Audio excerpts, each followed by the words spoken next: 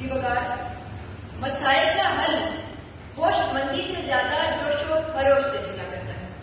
یہ صرف میرا دعویٰ نہیں بلکہ جدید سائیکالوجی کا اعلامیہ بھی یہی ہے کہ جوش صرف ایک جذبہ نہیں، ایک طاقت ہے، ایک محرک ہے، ایک ایسی چنگاری ہے جو سوچ کو حرکت عطا کرتی ہے اور انسان کو کامیابی کی راہ پر ڈالتی ہے. اٹھائیے انٹرنیشنل جرنل آف سائیکالوجی اور پڑھیے. رواں ہفتے کی گئی ایک تحقیق میں ڈاکٹر مارٹی لکھتے ہیں کہ جب طالب علم مسائل کو حل کرنے بیٹھتے ہیں تو ان کے جوش و جذبات ان کی کارکردگی پر براہ راست اثر انداز ہوتے ہیں. وہ طلباء جو جذبے اور ولولے کے ساتھ سیکھتے ہیں وہ طلباء سے کہیں بہتر نتائج دیتے ہیں جو منصوبہ بندی کے ساتھ کام کرتے ہیں.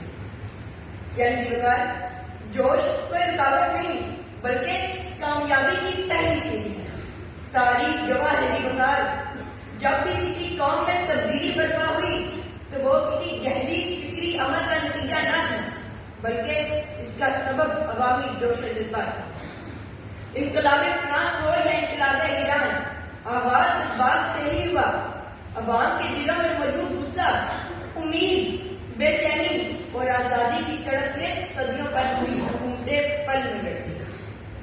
جی وقار غور کیجیے کہ 9/11 کے بعد امریکی قوم کا رد عمل ہو، سانحۂ APS کے بعد پاکستانی قوم کا اتحاد ہو، فلسطینیوں کی انتفاضہ تحریک ہو یا نیلسن منڈیلا کی رہائی کے بعد جنوبی افریقہ کی نسلی مفاہمت، یہ سب جوش اور جذبے کے ثمرات ہیں. اسی طرح جرمنی میں ہٹلر کی نازی تحریک سے لے کر ہندوستان میں جلیانوالہ باغ کے بعد اٹھنے والی آزادی کی لہر یا پھر عرب بہار میں نوجوانوں کی بیداری اور شعور، ان تمام مواقع پر عوامی جذبات کہیں تاریخ کا دھرا ہے. روسی انقلاب، ویتنام کی جنگ، کیوبا کی انقلابی تحریک اور سیاہ فاموں کی سول رائٹس موومنٹ، ان تمام مواقع پر جذبات نے وہ چنگاری مہیا کی جس نے ظلم و جبر کے ایوانوں کو راہ کے ڈھیر میں بدل دیا.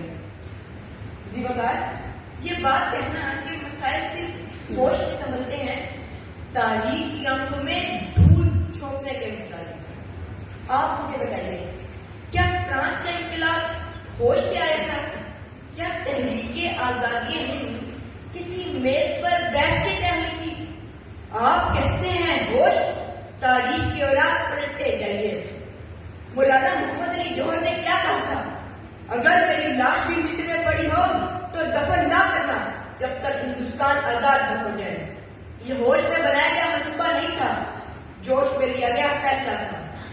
قائد اعظم کے 1946 کے کہے ہوئے وہ الفاظ یاد ہیں. فرمایا تھا یا تو ہم پاکستان بنائیں گے یا اس تگودو میں جانے قربان کر دیں گے. یہ الفاظ ایک پرجوش قائد کے تھے، کسی ہوشیار وکیل کے نہیں. تاریخ کی راہ میں دبی ہر بغاوت، ہر انقلاب، ہر نئی صبح جوش کی توق سے جنمی. ہوش نے صرف حساب لگایا تو جوش نے قدم بڑھایا. ہوش نے رکاوٹیں گری تھی تو جوش نے دیواریں توڑ دی. یہ دل کی آگ ہے جناب اعلیٰ، جب جلتی ہے تو منطق کی راہ میں چھپے خوابوں کو زندہ کر دیتی ہے. جی وقار یہ جوش ہی ہے جو سقراط کو زہر کا پیالہ پینے پر آمادہ کرتا ہے، جو منصور کو نوحہ کہنے کی جرت دیتا ہے اور اقبال کے شاہین کو فلک کی وسطوں سے آشنا کرتا ہے. جی وقار حقیقت یہ ہے کہ ہوش زندگی کو لفظ دیتا ہے، اظہار بخشتا ہے، مگر جوش سے معنی دیتا ہے. جس کے خانہ دل میں جوش و خروش نہ ہو وہ گوشت پوش کا مجسمہ تو ہو سکتا ہے مگر انسان آپ کی سماعتوں کا بہتر.